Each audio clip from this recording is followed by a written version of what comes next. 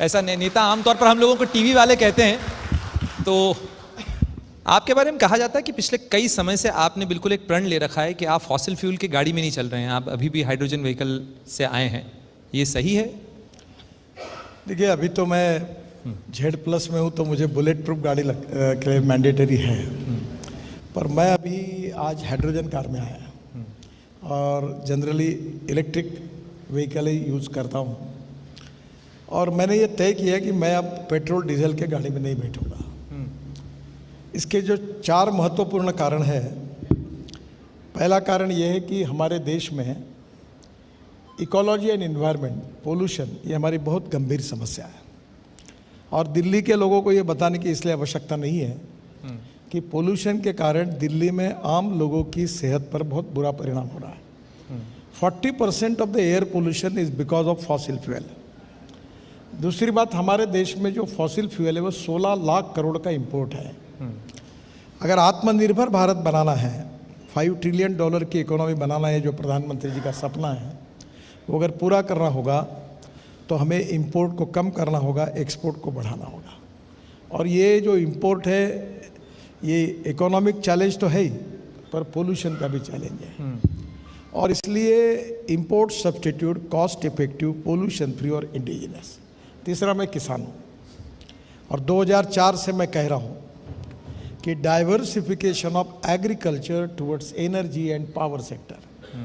और अभी मैं विश्वास के साथ कह सकता हूँ कि इस देश का किसान इथेनॉल बनाता है। अब इथेनॉल की इकोनॉमी पॉपुलर हो रही है। कल मैं फ्लेक्स इंजन की टोयोटो की कार लॉन्च कर रहा हूँ जो 100% बायो इथेनॉल पर चलेगी, ये अपनी इनोवा। और उसमें ऐसा होगा कि वो 40% बिजली ये तैयार करेगी और 60% इथेनॉल पर चलाएगी। तो वो इथेनॉल का रेट है 60 रुपये और पेट्रोल का 120 रुपये। तो 60 रुपये लीटर के इथेनॉल पर वो 40% बिजली तैयार करेगी फ्री ऑफ चार्ज। तो वो 20 रुपये पर लीटर पेट्रोल का भाव एवरेज के हिसाब से आएगा। ये इंपोर्ट सब्स्टिट्यूट है, कॉस्ट इफेक्टिव है, पोल्यूशन फ्री है और ग्रीन फ्यूल है। बिल्कुल, मैं कॉस्ट की सवाल पर ही आना चाह रहा था नितिन जी। आपने पार्लियामेंट में पिछले साल कहा था कि 2 से 3 साल का वक्त मुझे दीजिए और आप देखिएगा कि ईवी का जो कॉस्ट है और पेट्रोल डीजल की कार के कॉस्ट के बिल्कुल बराबर आ जाएगा। तो अब हम 1 साल पूरा कर चुके हैं 2 साल में से, तो कितनी जल्दी होगा ये? देखिए, आपको जब मैंने बोला था तब लिथियम आयन बैटरी की कीमत $150 पर किलोवाट पर आवर थी। आज वो $115 पे आई है। और मैं आपको बताता हूँ कि 1-1.5 साल में ये $100 पे आएगी। और जिस दिन $100 पर आएगी उस दिन इलेक्ट्रिक और पेट्रोल और डीजल व्हीकल की प्राइस सेम होगी। अब दूसरी बात, आपके पास शायद पेट्रोल की गाड़ी होगी, आप 30,000 रुपये आप पेट्रोल की गाड़ी के लिए पेट्रोल पे खर्चा करते हो, ऊपर से पोल्यूशन होता है। और आपको अभी इलेक्ट्रिक गाड़ी यूज़ करिए, आपका 30,000 का खर्चा 2-2,500 रुपये पे आएगा। और अभी तो हाइड्रोजन भी आगे बनेगा। तो मुझे लगता है कि आपका कॉस्ट जो है वो बचेगा और प्रदूषण कम होगा। तो निश्चित रूप से अब मुझे सब electric scooter, electric car, electric buses, इसकी वेटिंग लिस्ट है।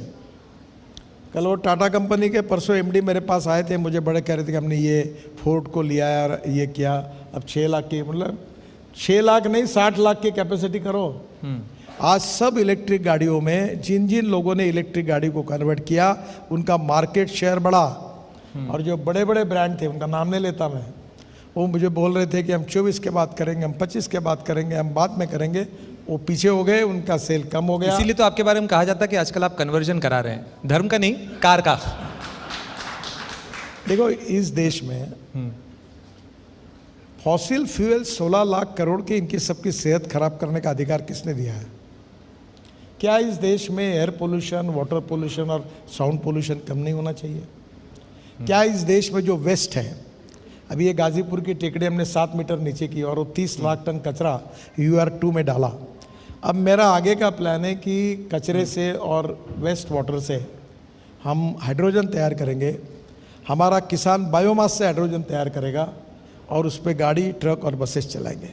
अभी टाटा और लेलैंड ने अपनी ट्रक तैयार की है IC इंजन की, उसमें हाइड्रोजन चलता है।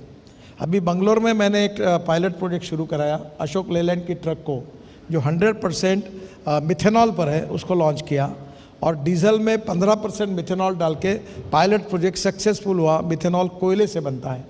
और आपको बता दो, ये पंजाब, हरियाणा और उत्तर प्रदेश में 135 प्रोजेक्ट ऐसे, उनके एसोसिएशन का मैं अध्यक्ष हूँ, जो परली से बायो CNG और बायो LNG बना रहे हैं। और इतना ही नहीं तो 26 प्रोजेक्ट शुरू भी हुए हैं। और सबसे बड़ी बात है कि पानीपत में हमने बहुत अच्छा प्रोजेक्ट लगाया इंडियन ऑयल ने। इसीलिए तो सर आप जब आइडियाज़ देते हैं ना तो लोग मंत्रमुग्ध होकर सुनते हैं। कहा जाता है आप आइडियाज़ बहुत अच्छे से सेल करते हैं, लेकिन आप काफ़ी समय से इस चीज़ के लिए एक बात रुकाता हूँ आपको, प्लीज़ प्लीज़।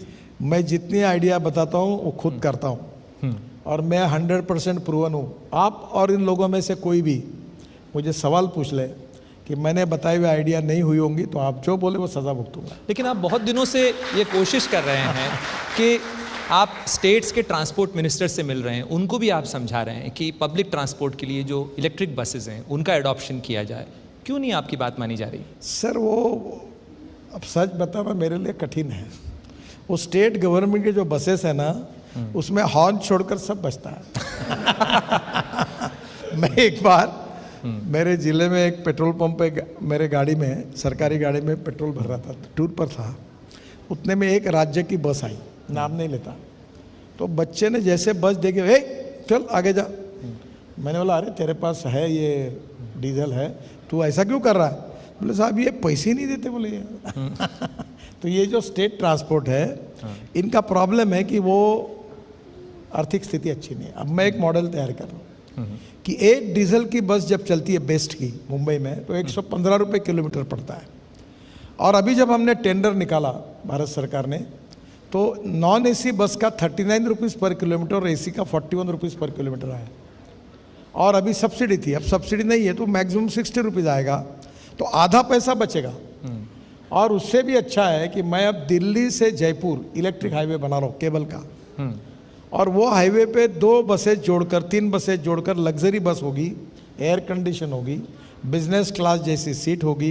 कोशिश कर रहा हूँ कि चाय कॉफ़ी भी मिल सकेगा, और 1.25-2 घंटे में जयपुर जाएंगे पूरे हाईवे से लगकर। ये UR2 वो पानीपत के बाद जो रोड हमारा शुरू होता है ना, पेरीफेरल रोड के पास, वहीं से शुरू होगी डायरेक्ट जयपुर।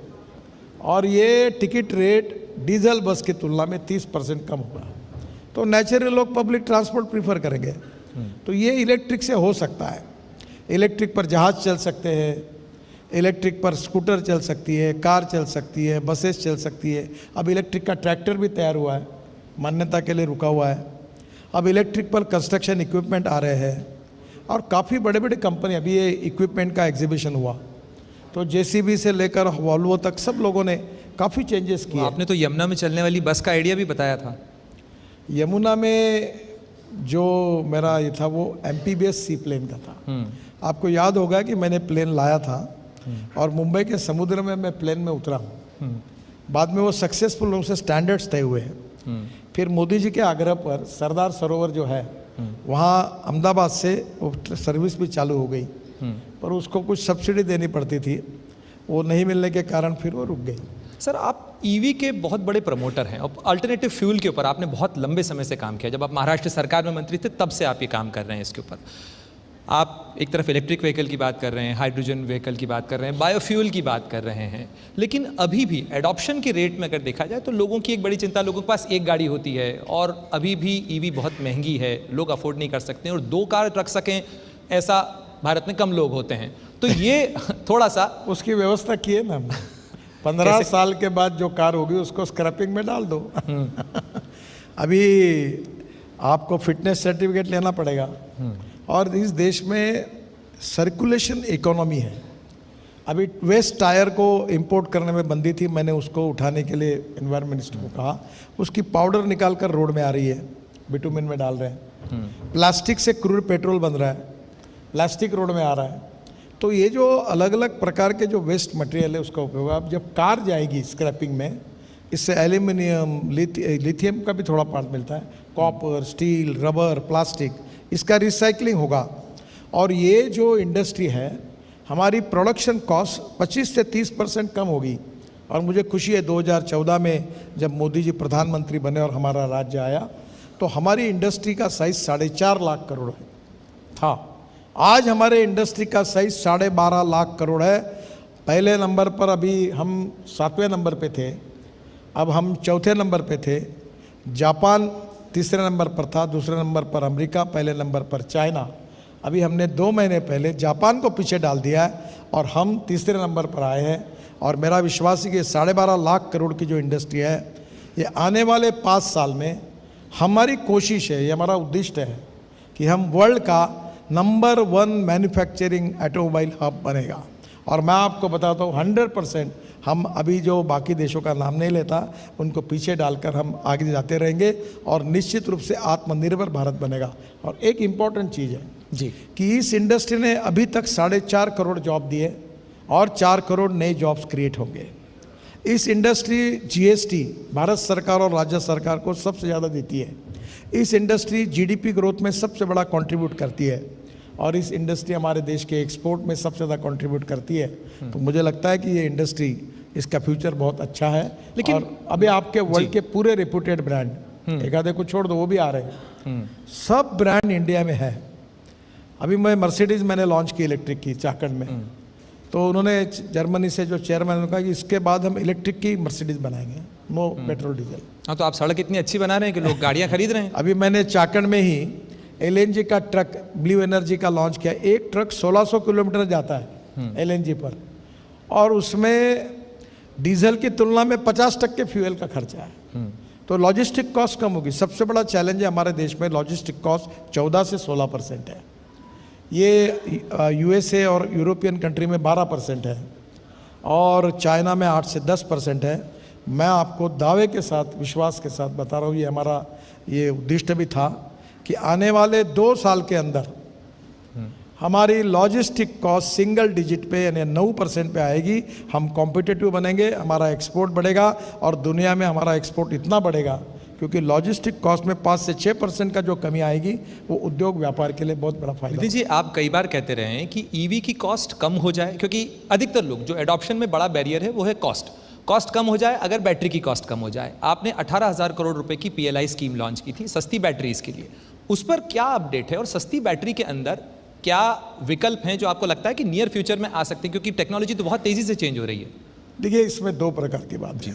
हमारे जम्मू के पास हमको लिथियम आयन मिला है और वर्ल्ड का 6% लिथियम है वो, और अभी हमारे देश में ये फ्यूचर है, फ्यूचरिस्टिक टेक्नोलॉजी, फ्यूचरिस्टिक डेवलपमेंट और फ्यूचरिस्टिक विजन, ये बहुत महत्वपूर्ण है।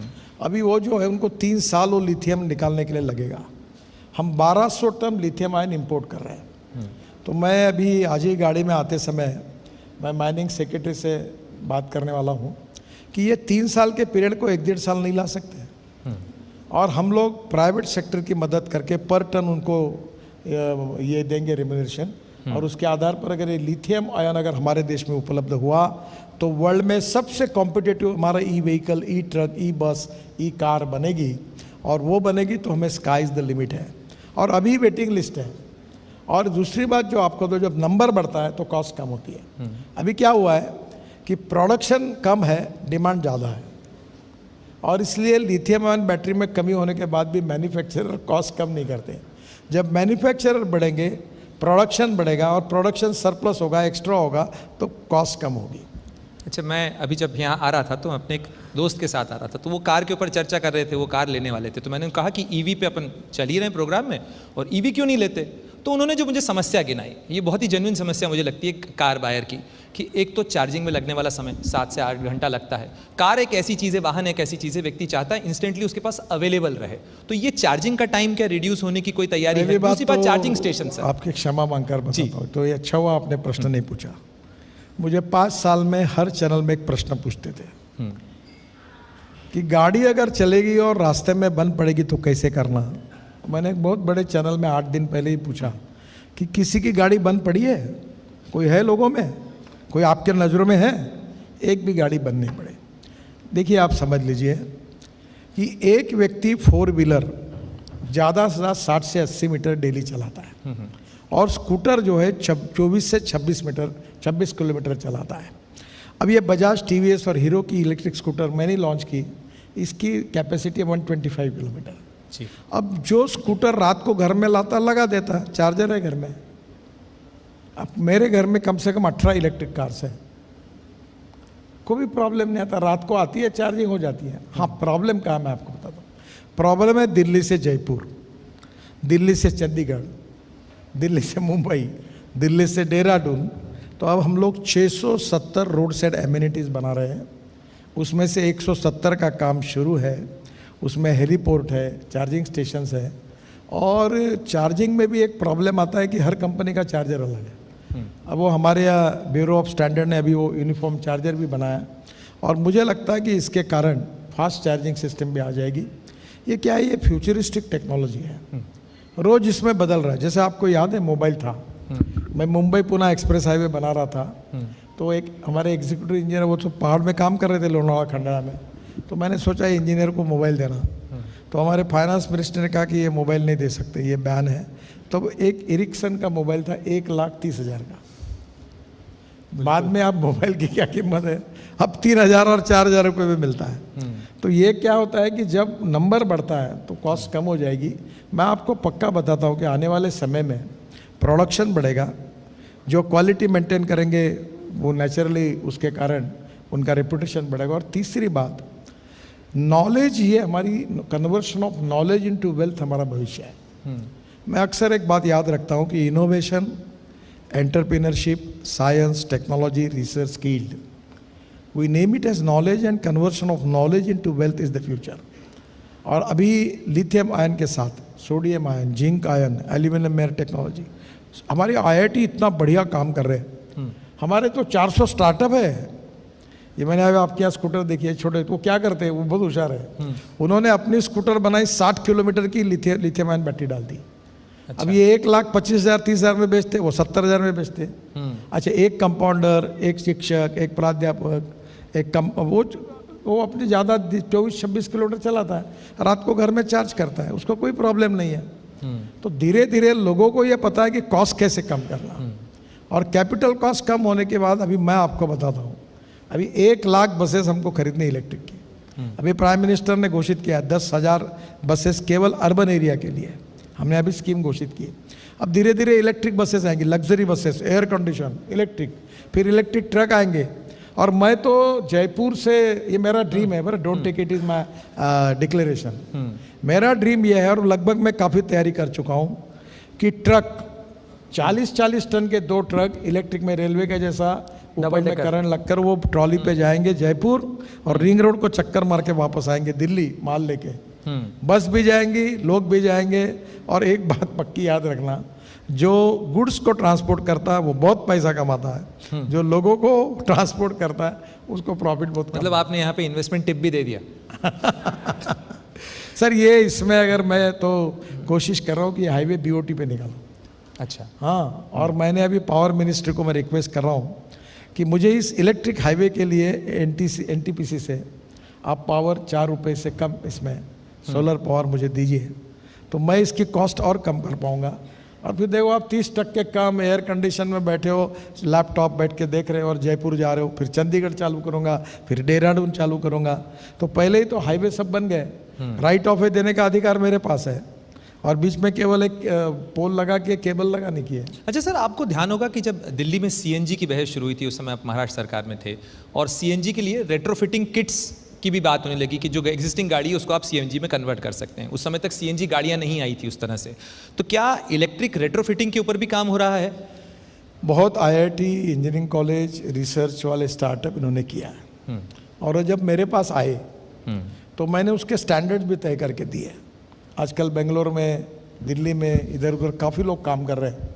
पर एक बात ज़रूर है कि किसी भी पुराने चीज़ को नया करना ये बहुत कठिन होता है, और वो एक बार बनाने के बाद उसकी सर्विस लॉन्ग टर्म पे मिलना।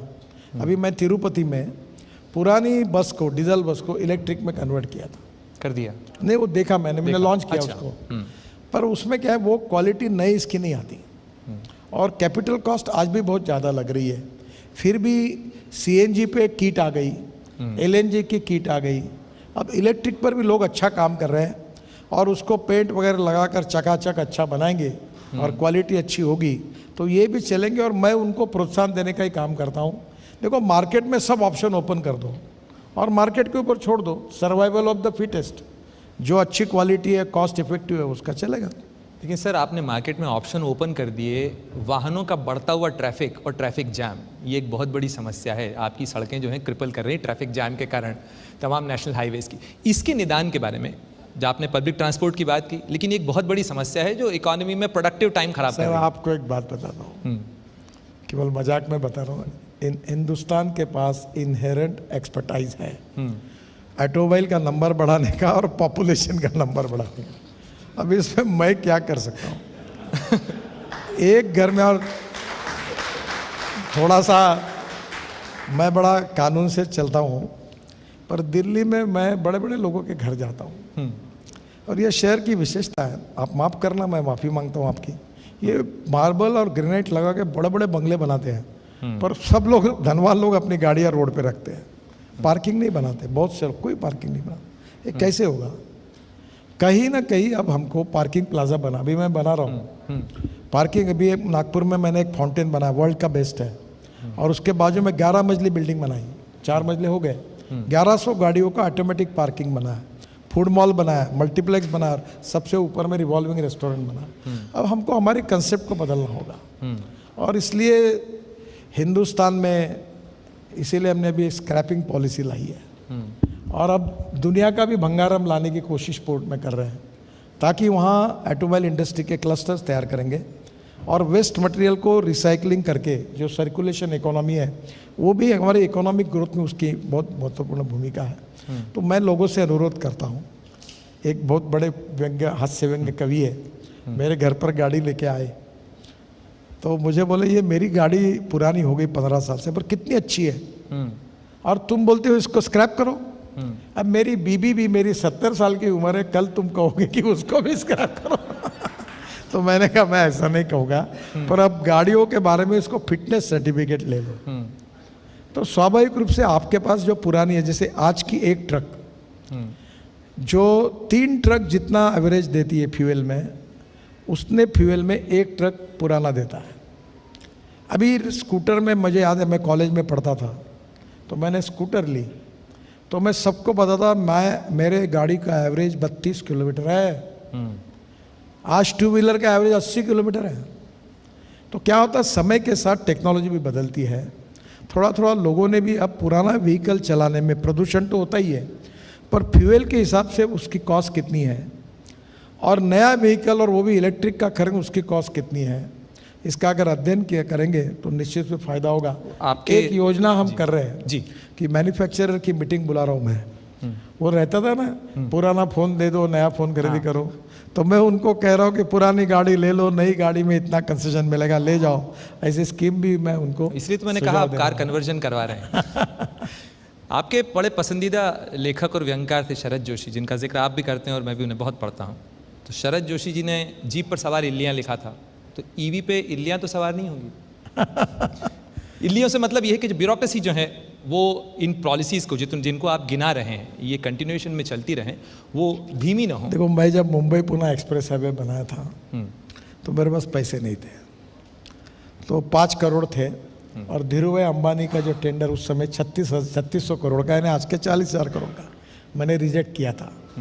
धीरूभाई भी नाराज हुए थे, बहुत लोगों में कंट्रोवर्सी हुई थी, और मेरे पास 5 करोड़ थे, और मैं पूना में गया था पत्रकारों के सामने। आप जानते हो कि बहुत सीनियर जर्नलिस्ट है, करदड़ी करके, इंडियन एक्सप्रेस के, तो उन्होंने मुझे प्रश्न पूछा कि ये रोड कब पूरा करोगे? 2 साल में।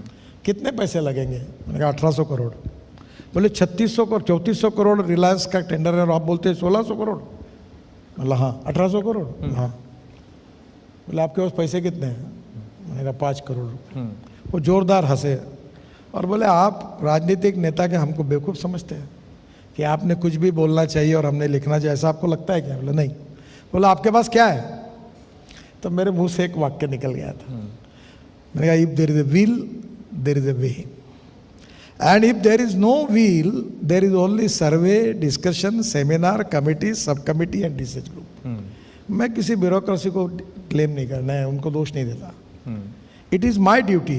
और मुझे बाला साहब ठाकरे ने एक बार एक एक्रेलिक की शीट पर एक वाक्य लिख कर दिया था, आई like people who can get the things done. बोले नितिन याद रखना ही, तो मैं वो याद रखता हूँ और मैं कहता हूँ I like people who can get the thing done, I like honest people who can get the things done, even I like people who can take the wrong decisions, but I dislike honest people who don't want to take the decisions. बिल्कुल। तो मैं ये कहता हूँ जो भी करना है डिसीजन करो।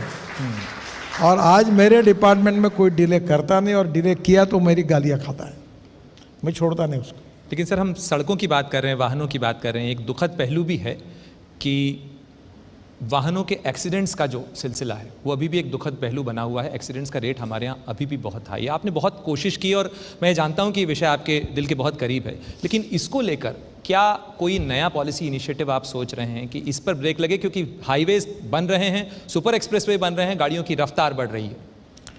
देखिए, ये जितने विषय आपने पूछे उसके सब जवाब मैंने पॉजिटिविटी के साथ, आत्मविश्वास के साथ दिए, पर ये सब्जेक्ट है, इसमें मैं फेल हुआ हूँ, अभी तक यशस्वी नहीं हुआ हूँ। करीब देश में 5 लाख एक्सीडेंट होते हैं, 1.5 लाख मौतें होती है, और 18 से 34 वयोगुट के 60% युवा मरते हैं। मैं बहुत कोशिश कर रहा हूँ, पर आपको कबूल करते हुए या मैं दोषी हूँ उसके लिए कि मुझे सफलता नहीं मिल पाई। बहुत कम, मैंने तय किया था कि 24 एंड के पहले 50% डेथ्स और एक्सीडेंट कम करेंगे। इसके 5 कारण हैं। पहला, ऑटोमोबाइल इंजीनियरिंग और रोड इंजीनियरिंग। हमने ऑटोमोबाइल इंजीनियरिंग में इतने सुधार किए, अब स्टार रेटिंग लाया है, तो आप हर चीज़ को अभी इंटरनेशनल स्टैंडर्ड का व्हीकल, स्कूटर सब बनेगा। रोड इंजीनियरिंग में इतने बदलाव किए, इतने ब्लैक स्पॉट किए, 40,000 करोड़ खर्चा किए, और भी कर रहे हैं। फिर तीसरी बात है इन्फोर्समेंट। अब मैंने इतने फाइन बढ़ा दिए मोटर व्हीकल एक्ट को बनाकर कि लोग मुझे चिल्लाते कि देखो कितना फाइन दे रहे हो। मैंने भी मुंबई में फाइन भरा गाड़ी पर, क्योंकि वो कैमरे में आता है और फाइन होता है, तो फाइन भी बढ़ा दिया। इन्फोर्समेंट के साथ इमरजेंसी है, लोगों को एक्सीडेंट होने के बाद तुरंत हॉस्पिटल में एडमिट करना, उसमें भी हम एम्बुलेंस है वो बहुत कोशिश कर रहे हैं।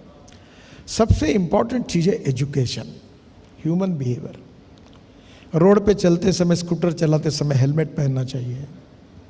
मोबाइल पर बात करते हुए स्कूटर या कार नहीं चलानी चाहिए। अभी मेरे गाड़ी में एक व्यवस्था थी, अभी हम बैठे 5 लोग, तो सामने मैंने बेल्ट लगाया, ड्राइवर ने लगाया, फिर भी आवाज़ आ रहा था ट्याव ट्याव ट्याव ट्याव, तो मैंने पीछे वाले बैठे हुआ, तुम बेल्ट लगाओ पहले।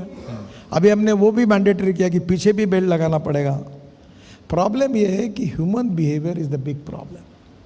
रेड सिग्नल लिखा तो रुकना चाहिए। अभी ये दिल्ली मेरठ हाईवे पर 6 लोग मर गए, तो एक स्कूल बस खाली, ड्राइवर रॉन्ग साइड जा रहा था, और मैं आपको बताता हूँ मुझे दुख होता है, अनेक बार मैं अपना कैनवा रोक के पकड़ता हूँ उसको और डांटता हूँ। इतने लोग मुझे, स्कूटर वाले, गाड़ी वाले, वन वे वायोलेशन करके जाते हैं। वो अक्षय कुमार ने हमारे लिए एडवर्टाइजमेंट की थी, बहुत सुंदर थी।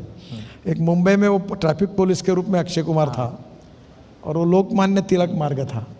तो एक आदमी आता है तो उसको रोकता है वो ट्रैफिक वाला, अरे नमस्कार, आप तो तिलक जी के नाती लगते हो। तो बोले नहीं, तो बोले ये वन वे है तो इसमें रॉन्ग साइड क्यों जा रहे हो, तुम्हारे बाप का रोल है कि ये कि तुम यहाँ से जा रहे हो। तब वो संकोच करता है और पीछे हटता है। प्रॉब्लम ये है कि जब तक कानून के प्रति डर भी नहीं और सम्मान भी नहीं, और इसको जगाना पड़ेगा, इसमें आपका सहयोग चाहिए। बहुत मीडिया वालों ने बहुत कार्यक्रम किए, अमिताभ बच्चन, अक्षय कुमार, मैं काफ़ी सेलिब्रिटीज़ को लेके करता हूँ, प्रोग्राम करता हूँ, रोड सेफ्टी काउंसिल बनाई है, बच्चों के कार्यक्रम कर रहे हैं। पर लोगों का ह्यूमन बिहेवियर बदलना, कानून के प्रति मैं कानून का पालन करूँगा, इसके बारे में कठोरता से एक स्वभाव बनाना, ये केवल सरकार नहीं कर सकती। एजुकेशन में हमने उसके सिलेबस लाए, अब अलग अलग प्रकार के बहुत इनिशिएटिव लिए, कंपनियों ने किए, आप भी सहयोग करिए।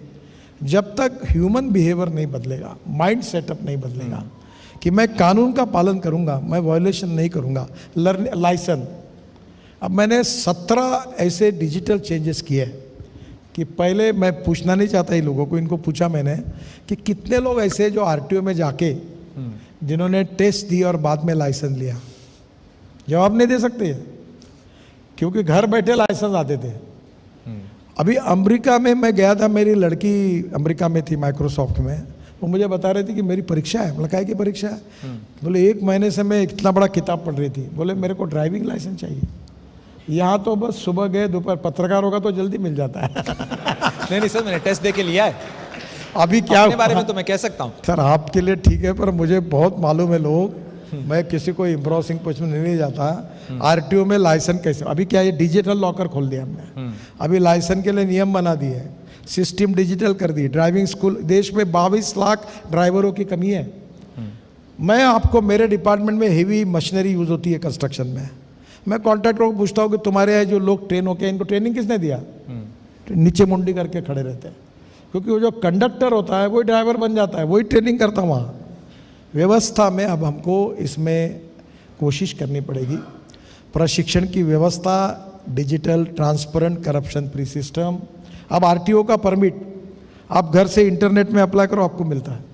आरटीओ ऑफिसर को अगर सपने में उठाकर बोला कि किसी को ठोकना है, तो पहले बोलेंगे नितिन गडकरी को पीटो, क्योंकि मैं आरटीओ ऑफिसर को बहुत नाराज़ कर चुका, पूरे सिस्टम को मैंने डिजिटलाइज किया। अब लोग जाते ही नहीं आरटीओ में, पर अब धीरे धीरे सिस्टम को भी अच्छा करना। अच्छा नितिन जी, एक बात बताइए, आप इतने सारे कामों पे आपने इतने सवालों के जवाब भी दिए। नितिन गडकरी का ट्रांसपोर्ट सीन ऑफ इंडिया या जो अमृतकाल है, नितिन गडकरी का ड्रीम क्या है? देखो, पहला ड्रीम तो है कि हमारे हवाई जहाज़ ये बायो एविएशन फ्यूल पे चले। अभी जो पानीपत में इंडियन ऑयल ने जो प्लांट लगाया था, उसमें 1 लाख लीटर इथेनॉल और 150 टन बायो बिटुमिन बन रहा था। अभी उन्होंने बायो बिटुमिन के बजाय बायो एविएशन फ्यूल बनाया। मैंने स्पाइस जेट के एक हवाई जहाज़ को देहरादून से दिल्ली तक 50% एविएशन फ्यूल पे लाया। और अभी टाटा का विस्तारा का भी जो प्राच कंपनी है, उन्होंने तैयार की हुई बायो फ्यूल पर वो भी 50% पे गया। तो पहली बात, बायो एविएशन फ्यूल का निर्माण हो। और एम्फीबियस सी प्लेन जो एयर स्ट्रिप पे भी उतरते हैं और पानी पे उतरते, वो बायो एविएशन फ्यूल पर देश में आए, और हर गांव का तालाब, हर गांव का डैम ये रिवर पोर्ट बने और वहाँ लोग उतरे। और तीसरी बात, पब्लिक ट्रांसपोर्ट इतना कंफर्टेबल, लग्जरियस हो और डीजल की तुलना में 30% रेट कम हो, तो लोग इलेक्ट्रिक बस में प्रवास करें। और चौथी बात, मैं 260 रोपवे केबल कार फेनिकुलर रेलवे बना रहा हूँ, जो पहाड़ पे ऐसा ऐसा ऊपर जाती है, इसके बजाय ऊपर के ऊपर जाएंगे। तो पब्लिक ट्रांसपोर्ट अगर इलेक्ट्रिसिटी पे आएगा तो प्रदूषण कम होगा, और धीरे धीरे इस देश का किसान इस देश का फ्यूल तैयार करेगा। मैं भी किसान हूँ, 3 चीनी मिलें चलाता हूँ, और इथेनॉल से लेकर हाइड्रोजन तक सब पे मैं काफ़ी खुद भी काम करता हूँ। तो मेरा विश्वास है कि ऐसा दिन आएगा कि 16 लाख करोड़ का इंपोर्ट कम होगा। ये कठिन है, सब कुछ किया, ethanol, methanol, biodiesel, bio LNG, bio CNG, electric, hydrogen, तो भी कठिनाइयाँ है। पर इन सब मॉडर्न टेक्नोलॉजी से, फ्यूचरिस्टिक टेक्नोलॉजी में आत्मनिर्भर भारत बनाने में ये जिस दिन होगा उस दिन हमारी इकोनॉमी बहुत ताकतवान बनेगी, नए रोजगार निर्माण होंगे और किसान समृद्ध और संपन्न होंगे। चलिए, आपने तमाम चीज़ें हमसे साझा की, बहुत सारे सवालों के जवाब दिए। आपका बहुत बहुत शुक्रिया नितिन गडकरी जी, आप हमारे साथ यहाँ पर आए। बहुत बहुत धन्यवाद। I would request Gadkari ji to please stay on the stage, and thank you, Pranay, for holding that very interesting conversation. There were big takeaways coming out of that conversation. I would now request Shri Gadkari ji to please stay on the stage, please. I would request Mr. Vijay Kapoor, founder Syro Electric, Mr. Rahul Maggo, founder Evazon, and Pankaj Agarwal, Vice Chairman GL Bajaj Institute of Technology, to please come up on the stage. And I would request Shri Nitin Gadkari ji to give a token of appreciation for the exemplary work in the EV sector. Can we have all of you on the stage, please? And a round of applause for all of them, ladies and gentlemen.